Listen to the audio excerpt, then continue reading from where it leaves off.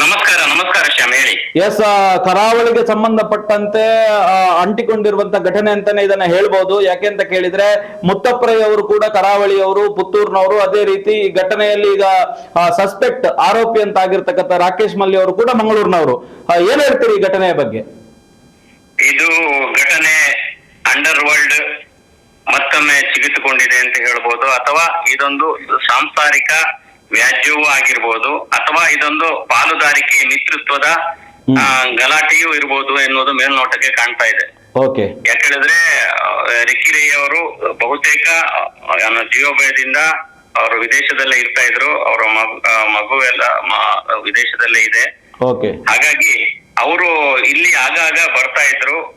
ನಿನ್ನೆ ಅದೇ ರೀತಿ ನಿನ್ನೆ ರಾತ್ರಿ ಅವರು ತಮ್ಮ ಬಿಡದಿಯ ಭವ್ಯ ಬಂಗಲೆಯಿಂದ ಹೊರಗೆ ಹೋಗುವಾಗ ಮೊದಲಿಗೆ ಏನೋ ಒಂದು ಕಾರಿಗೆ ಟಪ್ ಅಂತ ಸದ್ದು ಬಂತು. ಇದೇನೋ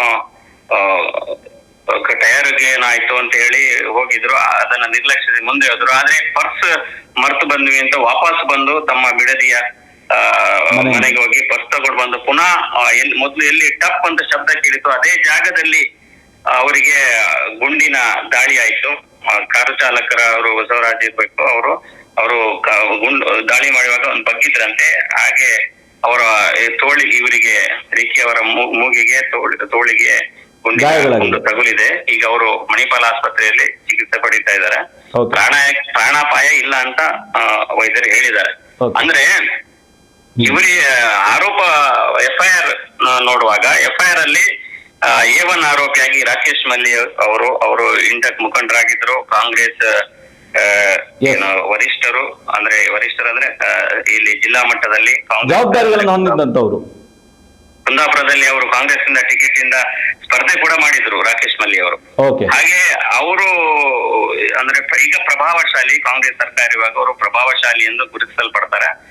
ಹಾಗೆ ಅವರು ಪೊಲೀಸರ ಅಂದ್ರೆ ಇದೆಲ್ಲ ಹುದ್ದೆಗಳಿಗೆ ನೇಮಕ ಮಾಡುವಾಗ ಒಬ್ಬ ಕಾಂಗ್ರೆಸ್ ಟಿಕೆಟ್ ಪಡೆದಂತಹ ಒಬ್ಬ ಅಭ್ಯರ್ಥಿಯಾಗಿ ಕೂಡ ಅವರು ಶಿಫಾರಸುಗಳನ್ನು ಮಾಡುವಂತ ಒಂದು ಪ್ರಭಾವವನ್ನು ಹೊಂದಿರುವಂತವ್ರು. ಅವರು ಮೊದಲನೇ A1 ಆರೋಪಿಯಾಗಿದ್ದಾರೆ. ಆಮೇಲೆ ಎರಡನೇ ಆರೋಪಿ ಸ್ಥಾನದಲ್ಲಿ ಮುತ್ತಪ್ಪಯ್ಯರವರ ಎರಡನೇ ಪತ್ನಿ ಇದ್ದಾರೆ. ಆಮೇಲೆ ಇನ್ನೊಬ್ರು ನಿತೇಶ್ ಅಂತ ಎಸ್ಟೇಟ್ ಓನರ್ ಇದ್ದಾರೆ. ಹಾಗೆ ವೈದ್ಯನಾಥನ್ ಅಂತ ಇದ್ದಾರೆ. 4 ಜನರ ಮೇಲೆ ಸದ್ಯಕ್ಕೆ ಆರೋಪ ಪಟ್ಟಿ ಮೊದಲ 4 ಜನರ ಮೇಲೆ ಹೆಸರಿದೆ. ಇದರ ಹಿಂದೆ ಮೊದಲಿಂದಲೂ ಮುತ್ತಪ್ಪರಯ್ಯವರು ರಿಕ್ಕಿ ರೈ ಅವರಿಗೆ ಹೇಳ್ತಾ ಇದ್ರಂತೆ ಮಗನೇ ಸ್ವಲ್ಪ ಜಾಗೃತೆಯಿಂದ ಇರು, ಇವರೆಲ್ಲ ಹಾಗೆ ಅಂದ್ರೆ ನಿನ್ನ ಮೇಲೆ ಶೂಟ್ ಮಾಡುವಾಗ ಅಂದ್ರೆ ನಿನ್ನನ್ನ ತೆಗೆಯುವಂತ ಪ್ಲಾನ್ ಗಳಿರ್ತದೆ. ಹಾಗಾಗಿ ನೀನು ಬಹಳ ಎಚ್ಚರಿಕೆಯಿಂದ ಇರಬೇಕು. ನಿಜವಾಗ್ಲೂ ಯಾಕಂದ್ರೆ ಮುತ್ತಪ್ಪರೈ ಅವರು ಹಿಂದೆ ಅಂಡರ್ ವರ್ಲ್ಡ್ ಅಲ್ಲಿ ಮಾಡಿದ ಕೆಲಸಗಳಿಂದಾಗಿ ಅವರಿಗೆ ಥ್ರೆಟ್ ಖಂಡಿತ ಇರ್ತದೆ ಮಕ್ಕಳಿಗೆ. ಸೊ ಹೀಗೆ ಜೀವಭಯದಿಂದ ಅವರು ವಿದೇಶದಲ್ಲಿ ಹೆಚ್ಚಾಗಿ ಬದುಕ್ತಾ ಇದ್ರು, ಅಂದ್ರೆ ಜೀವನ ಮಾಡ್ತಾರೆ. ಜೊತೆಗೆ ಇವರು ಕೂಡ ಹಿಡ್ಕೊಂಡು ತಿರುಗಾಡ್ತಾ ಇದ್ರು. ಹೌದೌದು. ಅವ್ರ ಜೊತೆ ಭದ್ರತಾ ಅವ್ರದ್ದೊಂದು ಸಣ್ಣ ಅಂಗರಕ್ಷಕರ ಪಡೆ ಕೂಡ ಇದೆ. ಸೊ ಅಂದ್ರೆ ಇದರ ಹಿಂದೆ ಆಸ್ತಿ ವ್ಯಾಜ್ಯ ಅಂದ್ರೆ ಮುತ್ತಪ್ಪರಯ್ಯವರ ಮೊದಲನೆಯ ಪತ್ನಿ ಮತ್ತು ಎರಡನೆಯ ಪತ್ನಿಯ ನಡುವೆ ಆಸ್ತಿ ವಿವಾದ ಇತ್ತು. ಮೊದಲನೇ ಪತ್ನಿ ಅಂದ್ರೆ ರಿಕ್ಕಿ ರೈ ಅವರ ತಾಯಿ. ಹಾಗಾಗಿ ಎರಡನೇ ಪತ್ನಿಯವರ ಮೇಲೆ ಅನುಮಾನ ಇದ್ದ ಕಾರಣಕ್ಕೆ ಅವರು ಆ ದೂರನ್ನ ಕೊಟ್ಟಿದ್ದಾರೆ. ಇನ್ನೊಂದು ರಾಕೇಶ್ ಮಲ್ಲಿ ಅವರು ವಿರುದ್ಧವು ಹಿಂದೆ ಅನೇಕ ಬಾರಿ ವ್ಯಾಜ್ಯಗಳಿದ್ದ ಕಾರಣ ಇವರ ಆಸ್ತಿ ಇದರಲ್ಲಿ ಆಸ್ತಿ ಅಂದ್ರೆ ಅವರ ಸಂಪತ್ತಿನಲ್ಲಿ ಪಾಲುದಾರಿಕೆಯಲ್ಲಿ, ಹಾಗಾಗಿ ಅವರ ಮೇಲೂ ದೂರು ಕೊಟ್ಟಿದ್ದಾರೆ. ಇನ್ನು ಎಸ್ಟೇಟ್ ಇದರಲ್ಲಿ ಎಸ್ಟೇಟ್ ಪ್ರಕರಣ ಕೂಡ ಇದೆ ಅಂತ ಬರ್ತದೆ. ಹಾಗಾಗಿ ನಿತೇಶ್ ಅವರ ಮೇಲೆ ಕೂಡ ದೂರು ದಾಖಲಾಗಿದೆ. ಸೊ ಇದೊಂದು ಸೂಕ್ಷ್ಮವಾದ ವಿಚಾರ. ಇದನ್ನ ತನಿಖೆ ಮಾಡುವಂತಹ ಸಂದರ್ಭದಲ್ಲಿ ಪೊಲೀಸರಿಗೆ ರಿಕ್ಕಿ ರೈ ಏನ್ ಮಾಡ್ತಾ ಇದ್ದಾನೆ, ರಿಕ್ಕಿ ರೈಯ ಬಿಸಿನೆಸ್ ಏನು, ರಿಕ್ಕಿ ರೈ ಈಗ ಯಾವ ಉದ್ಯಮವನ್ನು ಮಾಡ್ತಾ ಇದ್ದಾರೆ ಅದರ ಬಗ್ಗೆ ಇದು ಎಲ್ಲೋ ಒಂದ್ ಕಡೆ ಆಕ್ಷನ್ ಗೆ ರಿಯಾಕ್ಷನ್ ಅಥವಾ ಇದುವೇ ಆಕ್ಷನ್ ಅಂತ ನೋಡ್ಬೇಕಾಗಿರೋದು. ಈಗ ಆಕ್ಷನ್ ಗೆ ರಿಯಾಕ್ಷನ್ ಅಲ್ವಾ ಇದುವೇ ಆಕ್ಷನ್ ಅಂತ ಇರುವಂತದ್ದು.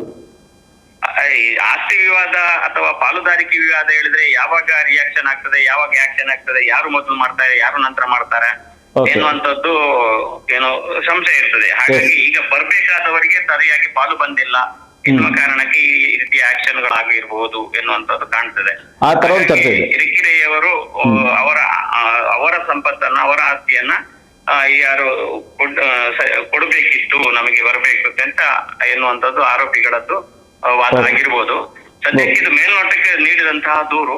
ಇನ್ನು ತನಿಖೆ ನಡೆಸಿದ ಪೊಲೀಸರಿಗೆ ನಿಜವಾಗಿಯೂ ಇವರೇ ಇದ್ದಾರಾ ಅಥವಾ ಇನ್ನು ಹೊಸ ಆರೋಪಿಗಳು ಹುಟ್ಟಿರ್ಬೋದಾ ಅಥವಾ ಬೇರೆ ಯಾರೋ ಥರ್ಡ್ ಪರ್ಸನ್ಸ್ ಬೇರೆ ಕಾರಣಕ್ಕಾಗಿರ್ಬೋದಾ ಈ ದಾಳಿಯನ್ನ ನಡೆಸಿರ್ಬೋದಾ, ಶಾರ್ಪ್ ಶೂಟರ್ ಗಳನ್ನ ಏನು ಇದಕ್ಕೆ ಬಳಕೆ ಮಾಡಿರ್ಬೋದಾ, ಫೀಲ್ಡ್ ನಲ್ಲಿ ಇದ್ದಂತಹ ಏನು ಶಾರ್ಪ್ ಶೂಟರ್ ಗಳು ಯಾರು, ಇದ್ರ ಬಗ್ಗೆಯೂ ಕೂಡ ತನಿಖೆಗಳು ನಡೀಬಹುದು.